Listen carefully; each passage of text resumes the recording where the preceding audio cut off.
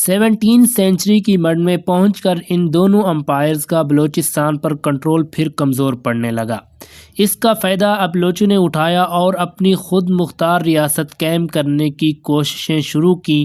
ان کوششوں کو کلات کے قریب قائم ہونے والی ایک یونین لیڈ کر رہی تھی۔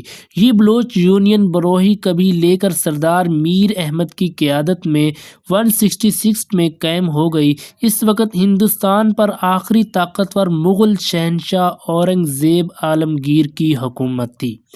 میر احمد نے یہ کیا کہ سب سے پہلے بلوچستان پر سے مغل کنٹرول ختم کیا۔ انہوں نے کلات اور کوئٹہ کو مغلوں سے چھین لیا۔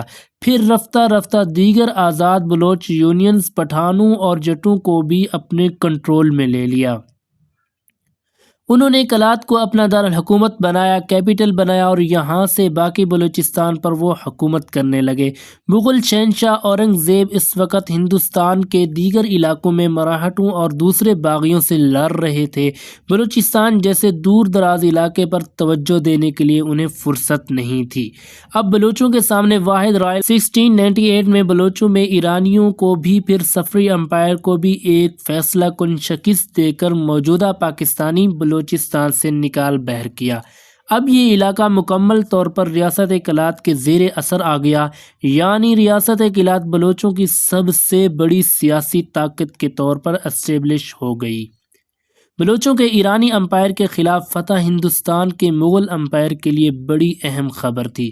شہنشاہ اورنگزیب عالمگیر نے طے کیا کہ وہ بلوچوں کو اپنا دوست بنا کر ان کی نئی ریاست کو ہندوستان اور ایران میں بفرزون کے طور پر استعمال کریں گے، اپنا ساتھی بنائیں گے۔ چنانچہ انہوں نے بلوچستان پر کلات کی حکومت تسلیم کر لی، یعنی ریاست کلات کو مغل امپائر کی طرف سے قانونی حیثیت ایک لیجیٹمیسی ملی۔ مغل شہنشاہ نے خان آف کلات کے لیے 2 لاکھ روپیہ وظیفہ مقرر کیا اور سندھ کی بندرگاہ کراچی کو بھی کلات کے کنٹرول میں دے دیا۔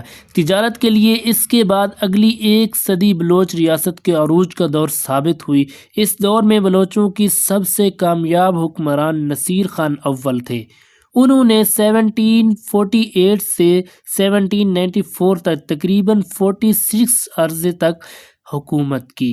اس دوران بلوچوں نے سیستان یعنی صفوی ایرانی امپائر کے اندر جو بلوچستان میں حصہ تھا وہ سیستان، بلوچستان اور افغانستان میں دریائے ہلمند تک سارے بلوچ ریجن فتح کر لیے۔ اس طرح پورا بلوچ ریجن پہلی بار ایک ہی بلوچ حکومت کے ماتحت آ گیا۔ یہ وہ دور تھا جب چونکہ ایک بہت بڑی تعداد نے خانہ بدوشی کی زندگی چھوڑ کر شہروں اور قصبوں میں رہنا شروع کر دیا۔ اس طرح بلوچ کلچر جو کئی قبیلوں میں تقسیم تھا وہ مل کر ایک مشترکہ رواج میں ڈھلنے، لیکن 1794 میں جب نصیر خان اول کی وفات ہو گئی تو پھر ریاست میں کوئی طاقتور حکمران نہیں آ سکا۔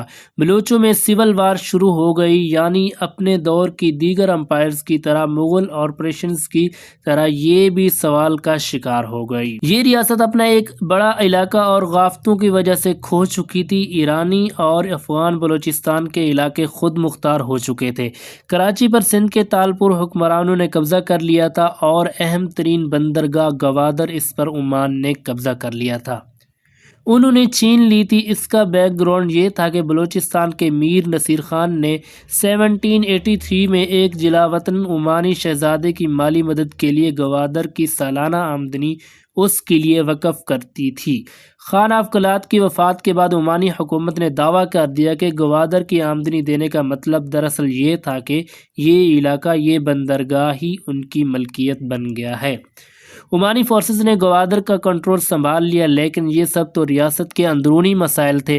اصل میں ایک بڑا خطرہ باہر سے نکلا رہا تھا۔ یہ اس ریاست پر اوپر سے یہ خطرہ کیا تھا کہ دوستو 19 سینچری کے آغاز میں یعنی نصیر اول کی وفات کے محض چند برس بعد ہندوستان میں ایک بڑی تبدیلی آ گئی۔ 6000 کلومیٹر دور سے آنے والی انگریز زیادہ تر ہندوستان پر قبضہ کر لیا۔ برٹش امپائر کی حدود پنجاب اور سندھ تک پہنچ چکی تھی۔